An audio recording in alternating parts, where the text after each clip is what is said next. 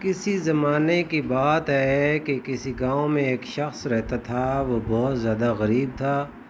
روز بروز اس کے حالات خراب ہوتے جا رہے تھے۔ ایک دن اس نے بیوی سے کہا کہ وہ ایک رئیس آدمی کے پاس غلامی کرنا چاہتا ہے تاکہ اس غربت سے نکل جائے۔ بیوی یہ بات سن کر بہت پریشان ہوئی، لیکن جب اس شخص نے بہت اصرار کیا تو بیوی نے اجازت دے دی۔ اس کی بیوی نے ابھی پہلا بیٹا بھی پیدا نہیں کیا تھا۔ وہ شخص اپنی بیوی کو بھری جوانی میں چھوڑ کر کسی رئیس کے پاس غلامی میں چلا گیا تاکہ آنے والے بچے کے لیے بہتر مستقبل بن جائے۔ اب وہ اپنے گھر سے کافی دور تھا۔ اس نے 20 سال تک اس رئیس آدمی کی خدمت کی۔ 20 سال بعد اس نے اپنے مالک سے اجازت لی کہ اب وہ گھر جانا چاہتا ہے۔ وہ رئیس آدمی بہت سخی تھا۔ اس نے بہت ساری بکریاں، گائے، بھینس اور اونٹ اس شخص کو تحفے میں دیے اور وہ شخص اپنے گھر کے لیے روانہ ہو گیا۔ وہ واپس آ رہا تھا کہ اس کا گزر ایک صحرا سے ہوا جہاں اس کی نظر ایک جھونپڑی پر پڑی۔ اس نے سوچا کیوں نہ رات ادھر ہی گزاری جائے۔ اس جھونپڑی میں ایک درویش آدمی رہتا تھا۔ رات کو جب کھانا کھا کے فارغ ہوئے تو اس شخص نے درویش آدمی سے کہا کہ مجھے کوئی نصیحت کریں۔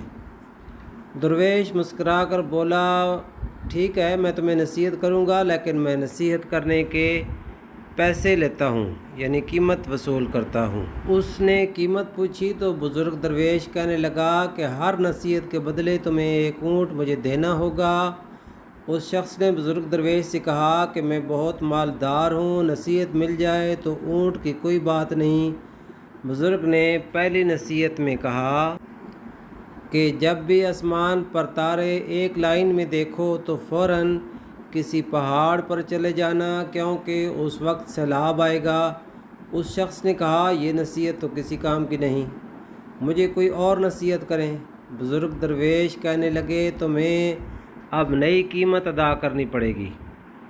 اس نے ایک اور اونٹ درویش کو دے دیا۔ بزرگ کہنے لگے کہ جب بھی کسی شخص کی آنکھوں میں اپنے لیے بہت زیادہ محبت دیکھو یا اس کی آنکھوں میں شیطانی چمک دیکھو تو اس سے بچنا، کیونکہ وہ تمہیں قتل کر دے گا۔ وہ شخص منہ بناتے ہوئے بولا، یہ نصیحت بھی کسی کام کی نہیں ہے، آپ مجھے اور کوئی نصیحت کریں۔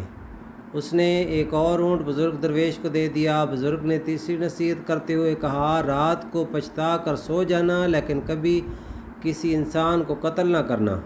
وہ شخص دل میں سوچنے لگا کہ 3 اونٹ تو ضائع کر دیے، اب اور نصیحت نہیں پوچھوں گا، اور چپ کر کے سو گیا۔ صبح وہ بزرگ درویش سے اجازت لے کر اپنے گھر کی طرف چل پڑا۔ سفر لمبا ہونے کی وجہ سے وہ تینوں نصیحتیں بھول چکا تھا۔ اب وہ رات گزارنے کے لیے کسی گاؤں میں پہنچا۔ جب وہ سونے کے لیے اپنے بستر پر لیٹا تو کیا دیکھتا ہے کہ تمام ستارے ایک لائن میں ہیں۔ اس کو فوراً بزرگ درویش کی نصیحت یاد آ گئی۔ اس نے فوراً اٹھ کر شور مچا دیا کہ گاؤں والوں، پہاڑ پر چلو، سیلاب آنے والا ہے۔ لوگ اس کا مذاق اڑانے لگے۔ اس نے گاؤں والوں کو بہت سمجھایا، لیکن کسی نے اس کی بات پر یقین نہیں کیا۔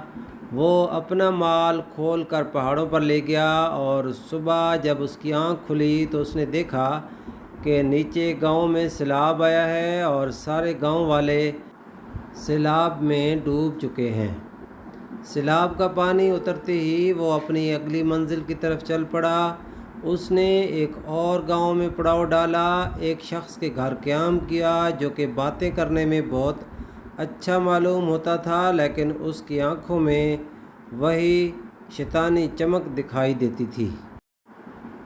جب بھی وہ اس شخص کی آنکھوں میں دیکھتا تو اسے بزرگ درویش کی نصیحت یاد آتی۔ اسی کشمکش میں اسے رات کو نیند نہ آئی۔ وہ اٹھا اور بستر کو اس انداز سے پھیلایا کہ گویا یہ معلوم ہوتا ہو کہ کوئی سویا ہوا ہے۔ رات کے کسی پہر اس نے دیکھا کہ وہی شخص ہاتھ میں ایک بڑا سا خنجر لیے اس کے بستر کی طرف بڑھ رہا ہے۔ یہ شخص چھپ کر اسے دیکھتا رہا۔ وہ آدمی بستر کے پاس آیا اور بستر پر خنجر مارنا شروع کر دیا۔ اس نے پیچھے سے حملہ کر کے اسے پکڑ لیا اور رسی کے ساتھ مضبوط باندھ دیا۔ صبح صادق کے وقت اس نے اس شخص کو گاؤں کی پنچایت کے حوالے کیا اور اپنے گھر کی طرف روانہ ہو گیا۔ وہ رات کے ایک پہر اپنے گاؤں میں پہنچا۔ گھر کے قریب آ کر اس نے دیکھا کہ اس کی بیوی کسی نوجوان کے ساتھ والی چارپائی پر سو رہی ہے۔ اس شخص کو یہ دیکھ کر بہت غصہ آیا۔ اس نے سوچا کہ وہ اس نوجوان کو قتل کر دے گا۔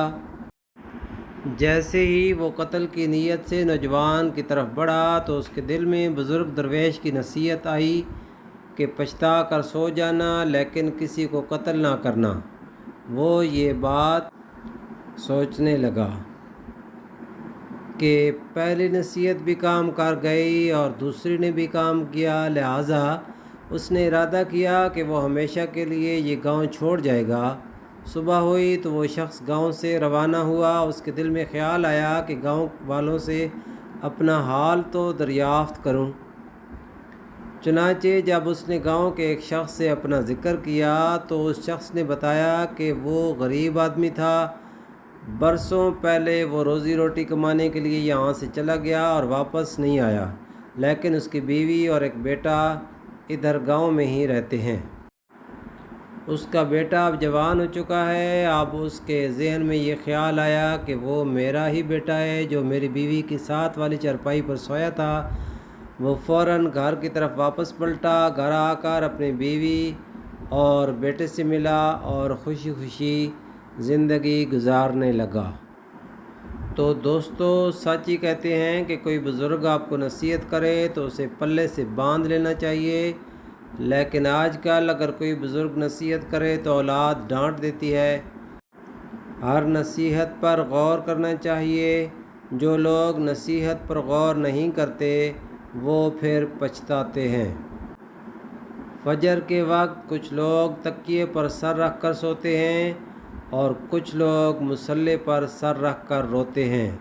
سونے والے خوبصورت خواب دیکھتے ہیں اور رونے والے خوبصورت تقدیر پا لیتے ہیں۔ انسان کمزور نہیں، نفس کمزور ہے۔ عمل میں تاخیر نہیں، سستی کی لت ہے۔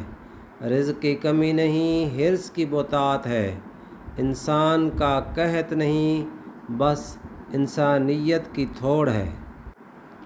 کسی بھی وجہ سے گناہ نہ کرو کیونکہ وجہ ختم ہو جائے گی مگر گناہ نہیں، اور ہر نیکی کے لیے تکلیف اٹھا لیا کرو کیونکہ تکلیف ختم ہو جائے گی لیکن نیکی نہیں۔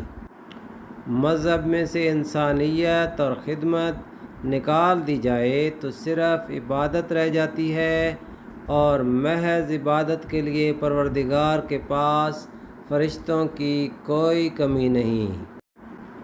انسان کے رزق میں رکاوٹ یہ 5 کام کرنے سے آتی ہے۔ نمبر 1، نہانے کی جگہ پر پیشاب کرنے سے۔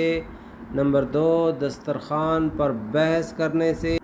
نمبر 3، ظہر کی نماز چھوڑنے سے۔ نمبر 4، اللہ تعالیٰ کی نافرمانی سے۔ نمبر 5، بدکاری کرنے سے۔